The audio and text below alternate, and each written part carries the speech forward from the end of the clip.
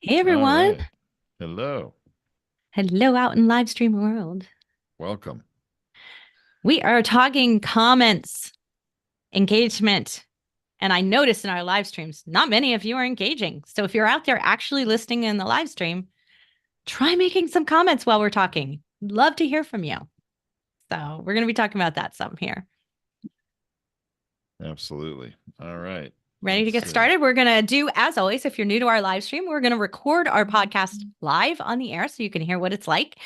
This is a portion of our mentorship and coaching call. And so we are actually on Zoom with our client base, mentoring and answering their questions over there. So after we record the formal piece of content, we will go back into Zoom and answer the questions, mentor them live, do one-on-one coaching or group coaching, really, but we'll raise them. They can ask questions and do all of that. Unfortunately, we can't do that with you, all of you in live stream, because we don't live stream that way. We are live streaming everywhere at once, which doesn't mean you can't comment. So you can comment and we will get back to you. It's absolutely true. Cool. Okay. All right. Well, let's get going. We're taming the comment stream strategies for social media engagement. Okay.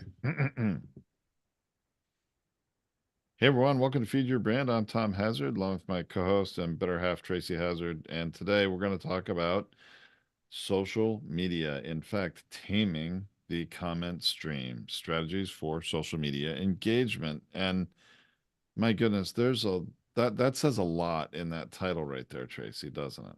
Well, it sets a priority. It sets a priority to the fact that engagement really has to do with commenting. Now, there are engagement types where, in various algorithms, likes and follows and shares and stuff count.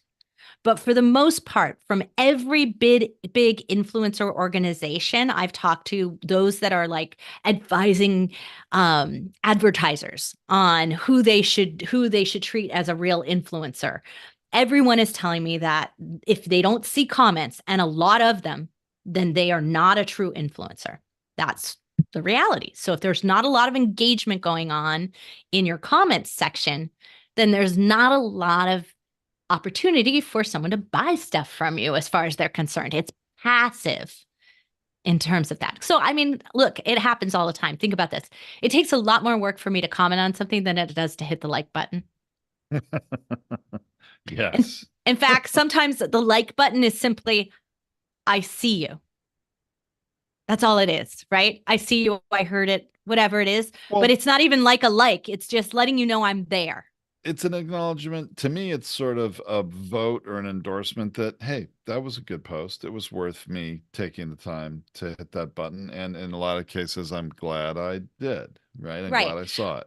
Over on YouTube, there's a thumbs up, thumbs down. That's pretty common on YouTube videos for you to do that. And so I regularly do that. So when somebody, and it just happened the other day, Joanne Chan, I was on her podcast as a guest, and I went over there and she sent me the YouTube video link. That she didn't actually send me the podcast link. She sent me the YouTube video link, which said to me, this is a priority of importance for her. And so I went over there and I thumbs upped it from every one of my YouTube accounts, which I happen to have 5. So I thumbs it up it so she knew, and I jump started the liking process. But I only commented from my account, right? Because that meant nothing if I commented from all the other accounts. I mean, the Binge Factor has an account, Podcasters United has an account, but I wanted to comment as me because I was her guest, right? So I did that there. That's important to help her jumpstart that video and get that video more circulation. So it's important to every podcaster, every videocaster out there that these comments move through it whenever you can. And lucky for us, YouTube makes it really easy. YouTube does. And I've noticed that. I have to admit, I guess I'm not as much of a YouTube video viewer that I do it a lot. I mean, I guess I don't spend an awful lot of time just watching YouTube videos and deciding, do I like it or dislike it, right? Thumbs up, I'm not a thumbs video down. watcher at all. You know that. I'm a reader, Yeah, right? So you are. I do not watch videos at all. But I mean, look, I was a guest on her show. I owe her to engage with her. And how many of our guests don't, right? And part of it is that they don't know what to do. So, part of my advice here today is about getting the engagement moving with your guest for them. because they're very comfortable with direct messages, I guarantee you. They're probably gotten tagged in things before, and then it shows up in their notifications and then they do something. But if I send an email to my guest that says, hey, go like, comment, and share on Facebook, on Instagram, they might not. That just might not be where they are. They just don't log into Instagram enough. And you just don't know. If it is truly something, they have to go look for you. So, because the algorithm, even though they were in there, if you didn't do it right on the other end of tagging them in the post and doing what you're supposed to do on your end, when you put them into LinkedIn or you put them into Facebook, right? And you put the post in there, just because your episode went live, if you didn't do a proper job of tagging them, they don't know it's there. And so they'd have to go find you and find it. And a lot of times, if you're not connected as friends, you can't even tag each other. So, like, it's kind of an issue there as well. So, that's one of the really important things that I'd like to do when I start my podcast episodes with my guest is I confirm that we've connected on the social media platforms that matter to me. I don't check everywhere because I don't expect all my guests to be everywhere, but I do check YouTube. And so I check to make sure they have a YouTube, because you can tag anywhere, anyone on YouTube. You can tag another channel. You can do all of that. So, like, that's not an issue. I just want to make sure they have one and I've got the name right. And then I will, or if they have more than one, that I get the one that matters to them the most, because I'm only going to tag one. That That's can an be the issue. trickiest part. A lot of people have multiple profiles or identities on social, Right. and that can make it confusing. Yeah. Right. And so I always confirm that. And then I personally confirm LinkedIn, because that's what I care about. Right. So if it happens on Facebook and Instagram and Twitter, and that's okay with me, but it's not important to me to check those things. And I don't want to spend 20 minutes going through all their social media channels and confirming everything. I just want to make sure LinkedIn is right and I know which YouTube to use. That's it. That's my priorities. And once I do that, those are where I'm going to spend my time commenting, because that's what's important to me and the growth of my business and the visibility for the show. That's where I get the most future clients coming from. So my majority of listeners are in those two places, or viewers and YouTube, but they're there. So I want to make sure that I get that right. So that's the first thing to start, is to make sure you can actually tag your guests. Pretty fundamental. It seems like it is, but we don't do it often enough. We don't check it. And if you have a team, a social media assistant, or you're using a scheduling software, a lot of times the tags don't work. So you have to personally go back in and edit it from within LinkedIn to get the tag to work, or edit it from Instagram to tag it to work, right? And sometimes tagging in the comments doesn't work. I mean, in the profile doesn't work, and we have to use the comments. So that's also something to remember, is that sometimes there are social media channels that just won't let you do that. So you've got to do it in the comments field. So that's one of the things that I do. So I know my episode comes out on Wednesdays. It came out today, right? And I'll go and I'll check and make sure that that tag is bright blue, right? And that it's connected to the guest. And if it's not working, I'll tag them in the comments. And if it's still not working, I'll go friend them again if something happened, right? Like, that's usually what that means, is that they didn't happen. So I just check that. It takes 1 minute to do that. And when I tag them in the comments, if I do that, I will make a statement. I will say, I really loved what you shared about this piece of advice. Thank you, at so-and-so. I do it that way because it should be a meaningful comment. Not just a thank you for being on my show. Well, also what that's going to do is build some anticipation for people reading that comment, that, ooh, I want to hear what he or she had to say about that. So now I'm Right. going to go click and go watch, right? But more importantly, it's also going to create engagement with the guests, because how many people, if you just thank them, they can hit the like button. But if you say, thank you for this piece of advice, it was really valuable, you want to answer back. You want to say, I'm so glad you got use of that. Well, then at that point, if they're really worth anything on social media, they should share it with all their followers too, and not just comment. I think the more you engage, the more you encourage them to share, right? Right, exactly. So now you've kind of set that up. They found the post, they've been tagged in it, they've got something to respond to. Why wouldn't they share it at that point if they haven't already? So you're getting that moving. Additionally, because now you're starting to, if they comment back instead of just liking, now you're nesting comments, right? So now you're getting a much richer algorithmic kick from the commenting that's going on. So this is really important to think about. So I'm a big fan of not only guest tagging in, in the profile above or in the post above, but guest tagging in the comments as well. And if you have many, many guests on your show, I do each one separately in the comments. I don't do like, if you had a panel, I don't do all 5 names. It's too generic. It's not useful. I want to tag each one individually because now you've got 5 opportunities for responses. And it's very personal and individual. Anyone who does me in a mass, the only thing they're going to get from me is a heart. So they Yep. didn't achieve what they wanted to achieve. The other thing that I often see people doing, and I know we tend to do it too, certain kinds of social media posts are not like clickable linked posts, but often the place to put a link to whatever media you want people to go to, whether that's your YouTube video or going to your, podcast on a certain app, or better yet, the podcast page on your own website, drive the traffic back to your home base, is to put the link to that in a comment. Right. And Right, that's what we right do at the when we top, share a right? short, right? If you share a short, that's not the whole entire clip. You need to share where to go see that, where to go watch the whole thing, where to go find the whole thing. Right. And so typically what I do is as I'll put a comment into the guest, and then the next one I might do is say, "Hey, if you'd like to see the entire interview with," and then tag them again, you really don't want to miss going here. And I almost always just straight send my blog, right? Like that's my blog link because that's where I want them Yes. to go because that's also where I know they're going to be able to connect to the guest easiest. So it's the most valuable for both of us. Of course, if I've got them tagged, they're going to go right to their LinkedIn or their Twitter or their Facebook or whatever that is. But this ensures that they're going to get even more bio and detail on that person if they go to the blog. But you can send them to YouTube. You can do this. Remember, when you send outside of the social media channel, it is not going to help you as much. So it's useful to the readers and to the people, social media followers who are following that post, but it is not necessarily useful to the algorithm. Just keep that in mind because I do not want them leaving Facebook. They don't. They It's don't. their job to Absolutely. keep them in there. You are better served. It depends, I guess, who you are and what kind of engagement you have on Facebook, what kind of groups, and if you're a serious major social media influencer, maybe you do want to keep them on social media. But I would say for the vast majority of us engaging in social promotion, you're better served getting people off of that app and over to your territory, your domain, usually your website. Absolutely. So let's talk a little bit, Tom, about what meaningful engagement is. You do a lot of engagement on Facebook with your friends and family and stuff like that.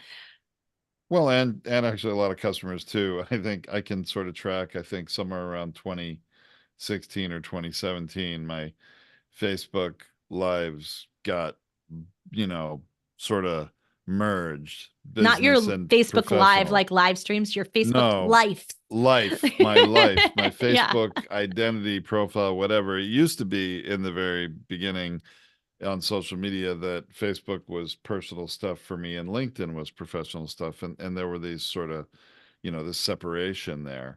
And now, you know what, in business, so many customers connect with me on Facebook. I departed from that years ago. So Right. yeah, I do a lot of engagement with customers there too. And that can be very interesting because we have customers in all different spectrums of life and business and political views and all sorts of things. We have some podcasters that are really controversial in their podcast politically to one extreme and the other. So it's very interesting being friends with all those people. And it does Right. But present some comment let's challenges. talk meaningful comments, right? Yeah, Meaningful yeah. comments are when somebody asks a question, that's a meaningful comment. If they ask you a follow-up question. If they say, "Oh, I did that. Thank you so much for the advice, and here's an example," or they thank you for it because they got results. That's like a testimonial, right? Yep. Um, they refer someone, they tag someone else to read the post. I love those. Those are like, so you don't want to let those meaningful engagements go without a reward because you want to encourage more of that. So I'm not going to say something to somebody who goes, "Great post." I'm just not, I'm going to hit like. But somebody who says, What would you do in this case? I'm completely going to reward that with an answer. I'm going to tag them back on it, which is what they want because they want their followers to see that they've got engagement going on with them personally. Testimonials, I'm going to share that. Like I'm going to share their comment, right? Like, so it's going to be even more important. Referrals, the same thing. I'm going to say, thank you so much for referring us. We appreciate and value your business. And then connect up to the person they referred and say, hey, after you read this, reach out to me, DM me, let me know what I can do for you. So you're setting up all that follow up and doing that. So that's really important to reward the type of meaningful engagement you want in your social media channel in general. And doing that is going to encourage people who want to be seen by you to do it properly.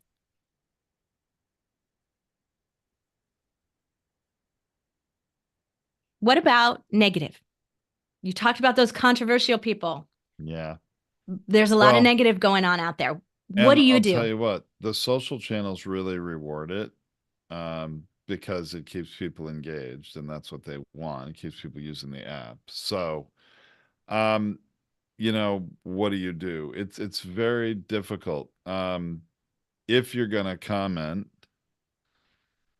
you have to decide if you're gonna participate in that discussion or not.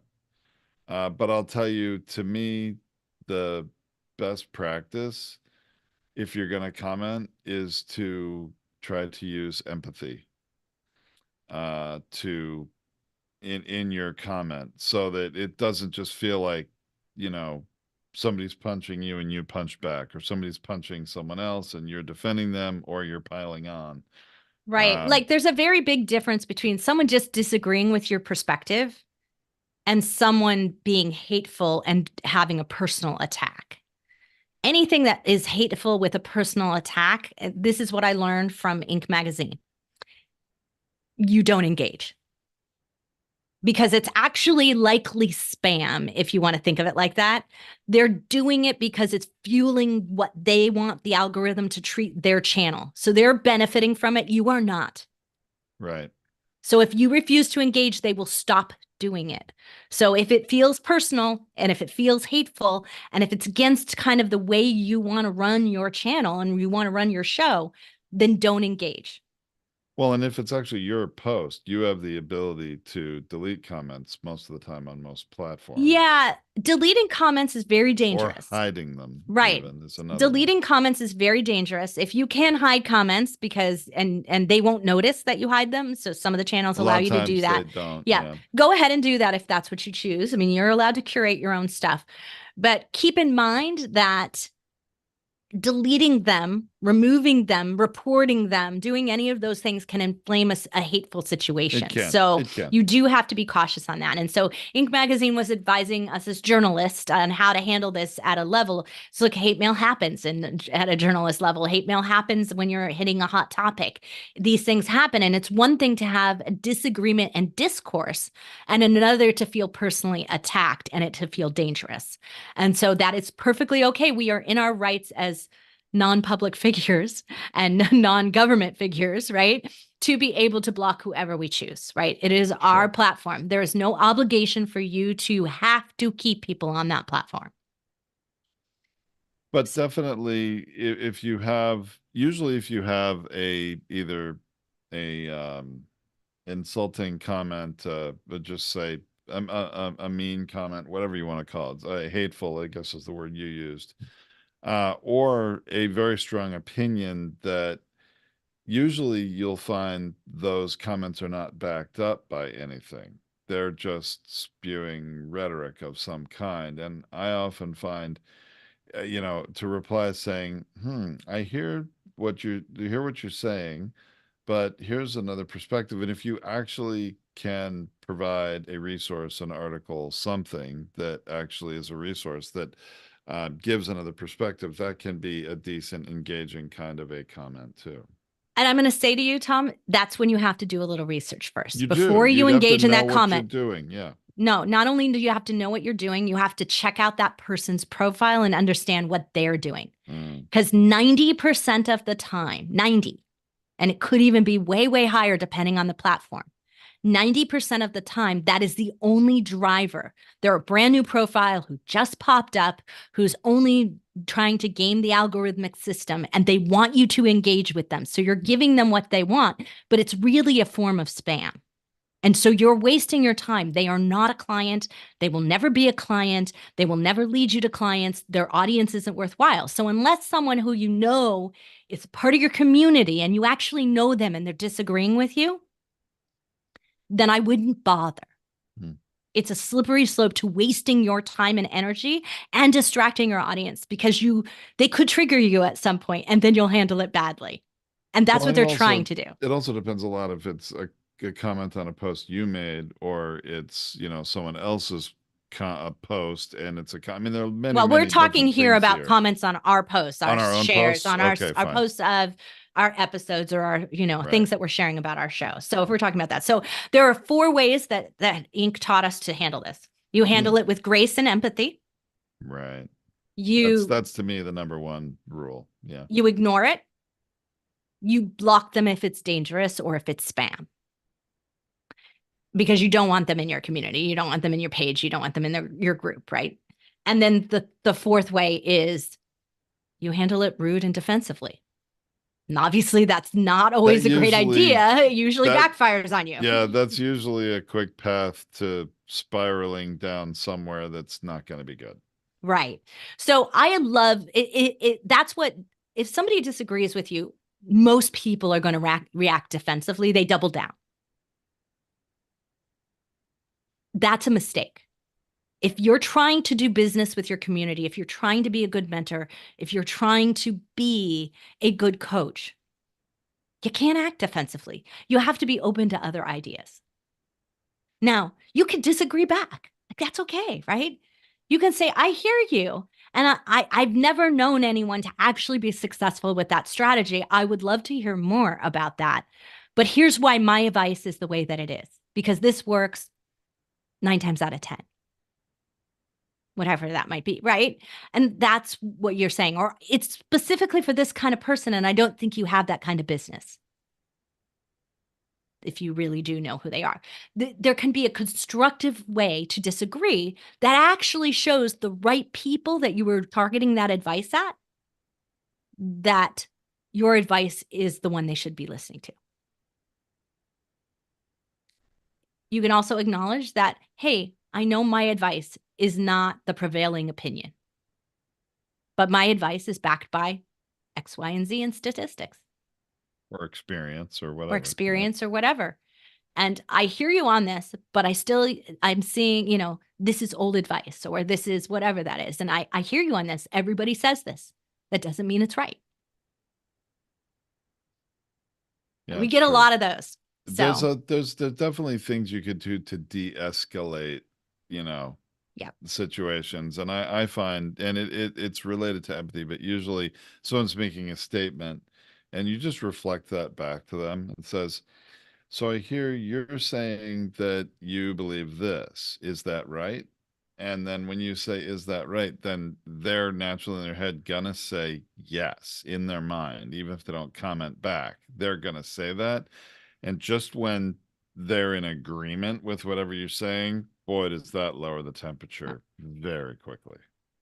So I wish I could tell you that you're not going to get hate mail. Mm. I wish I could tell you, or hate comments, right? I wish I could tell you that that's not going to happen. It happens a lot, especially to women podcasters more than men podcasters. It happens a lot. And it doesn't matter whether you have a controversial topic or not. It's sadly true. We've experienced There's this. a lot of bullying out there, and I have to coach this. We have actually a whole episode we did quite a while ago about it. It's one of the early episodes we did in the Feed Your Brand show, because it is very common for women to be bullied here, and we want you to understand. You're putting yourself out there and your show feels very personal. So these attacks feel very personal. But most often when I've looked into them for clients who've reached out to us and who's like been really upset and stressed about it, I will say to them, this is not about you. This person is not even attacking you because they listen to your show. They're attacking you because they're trying to game an algorithm. It's spam. it still doesn't diffuse the hurt. Sometimes I don't think, sometimes I think people are not even trying to game the algorithm, but they have some scar, something they've, happened to them in the past, and something you said may have triggered them, and, they don't even realize how mean they're being, maybe, right? And there's not much you can do about that. It's all about them. It's really not about you. Yeah. I mean, I've heard it before. I get it all the Yeah. time. Yeah. And usually it's very, I once was at a speech in front of a group of women financial managers who, um, and this guy who runs a big news network, he was there at the front and he said that he never, ever heard a complaint about the voice on a male broadcaster, but he would get complaints all the time. You should take her off the air. Her voice is so annoying. Like that was the comment again and again and again. And he was like, I'm never going to listen to this. There's no validity to this. It has nothing to do with anything. It's misogynistic. And he's like, but this is the complaint. I would never hear that about a male broadcaster in this particular situation. So those things can happen and they do feel really personal, but it's not about you. It's about that person on the other Right. end, their That's my pain, their point. problems. So don't engage. If you have a co-host, you can have the opposite sex engage. That sometimes helps, or the same sex engage, I should say, instead of the opposite sex engage. So you can do that. That can help there. But another thing that you can do, and this is to in some platforms, and I think you can do this in YouTube and you can do this in your blog. You can shut comments down. And I Oh usually am a boy. fan of shutting comments down on the blogs because it's almost 99.9% spam. Just had a conversation with a podcaster of ours yesterday about this, and they, were talking about the comments and, how to manage that. And I said, years ago we shut them off because it just the few number of comments that were actually useful and valuable and helpful for the blog were so few compared to all the bots that are trying to submit comments and get backlinks from your blog on your website to their website. And then, had this conversation with the customers. Well, can't they do it so I can review the comments and have to approve them before I go up? It's like, yeah, you certainly can. But I bet we'll be having a conversation in another 2 months after you've been doing this for a while. I can hardly keep up because you're getting 10,000 bot comments you have to moderate and Yes. decline. And you've had like 5 or 6 that were any good that you put on there. So we've abandoned comments a long time ago, and I haven't found they really contribute very much to SEO of a website either. I know there was a theory back, 10 years ago, was that those comments help to add value to your posts. And I think it's, if it's a blog post, it's a little different than if it's like a Reddit thread or something, right? Where the comments are very, um, where the comments are um, That's useful the and whole part point of of it, right? That's solutions, right? The comments are the engagement, kind of like we were talking about commenting on social media. It's very similar, right? right. But But comments on your comments, blog, it's not the same. no, it's really not. Unless you have a membership group and you're using it in that way, that's a completely different method. But I recommend turning them off there. I do also recommend aging them on your videos as well. So unless your video is like continuing to go viral and it's growing and there's comments happening all the time, or it has really timeless advice and information, then you can leave it there. But if it's starting to degrade in its value, because the more views, here's what happens: the more views, the more shares, the more your video is going viral, the more spam comments you get. Because now somebody wants to troll on your success and they want to be seen interacting with someone who's popular. And so it's a strategy for doing that. And that can eventually harm your channel rankings and all other things. So we just, I like to age it out after a certain point. But if it's not happening, keep them live. Right? Keep your comments good. So that's some of the areas. So the only other thing that I really want to mention is just understanding what spam type comments look like. Very often they are not complete thoughts.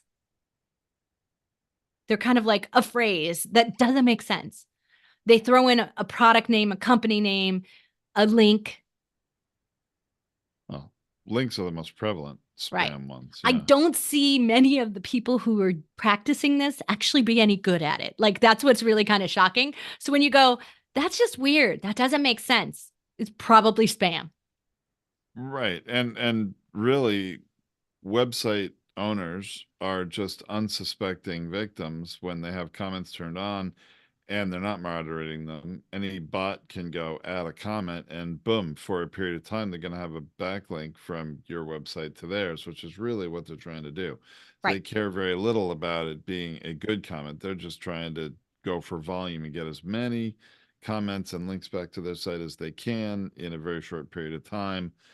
And it So doesn't that's have to make why sense you for do them. have a setting in your blog post where you can keep comments open for an X number of days. So you can keep them open for 10 days, 7 days, 30 days. I'm going to say anything less than 30 days.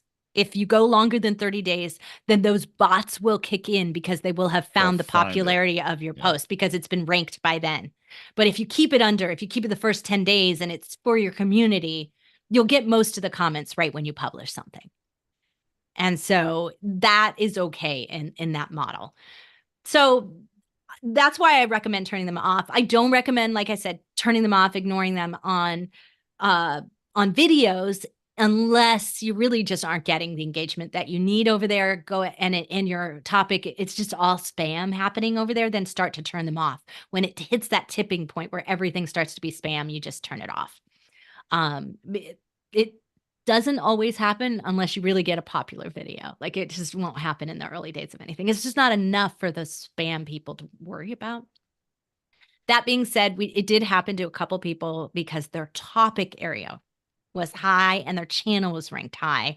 And so every time they published a video, someone was already starting to go in and do spam comments. So they had it set for any time this channel posts a new video, and it was doing harmful things to their channel.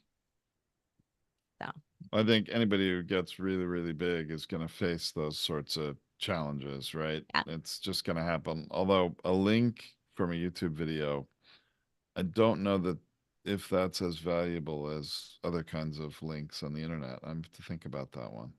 Yeah. Yeah, look, it's okay to disagree. And so it's not okay to be spammed and be haters. Like, that's just not good. It doesn't help you get more business. Doesn't help you get more listeners if you're not staying true to who you are. If you are a hater, like if that's what your show is all about, then that's what your comments and engagement will be all about. So you better be willing to dive into it and fuel it. So you're going to fuel whatever's going on in your engagement, and it can be good, bad, or weird. Like, that's totally up to you how that happens. But ignoring it, not doing anything with that engagement, is wasting the value of what you've done, the value of your listeners. When they know you're not listening back to them, they're out of there. They're going to find somebody new. So a real influencer engages. And if you want to be more than just a podcaster, you want to be a coach, you want to be a business that people want to do business with, you have to see them. And engagement is one of the ways to do that. Great point, Tracy. Thanks so much for sharing that. You really are. I was telling you before we started recording this that you really are the expert in this area for us. But then you pointed out, yeah, but I'm not. I'm never on Facebook. You are. You engage there. I don't. I mean, it's interesting. We each sort of have different areas we engage in this. So, Yeah, I mean, um, look, it's I engage in something that seems worthwhile to me. The only place that I do engage is I do it as a favor, as a give back on for whenever I'm on someone's show, because I want to pattern a behavior of how I would like them to act towards me, right? But everything else that I do will only happen on LinkedIn right. because it is the only place that I spend time in. Yeah, that's your primary one, and it's one that I'm getting more and more into, which Right. is just a natural part of doing business these days. Um, so I've been engaging a But lot more what there I too. find is that a lot of times over there, if you're if you get somebody's publish something, as you know, I was interviewed on the show and they get some engagement going on, a lot of times people are not disagreeing with you.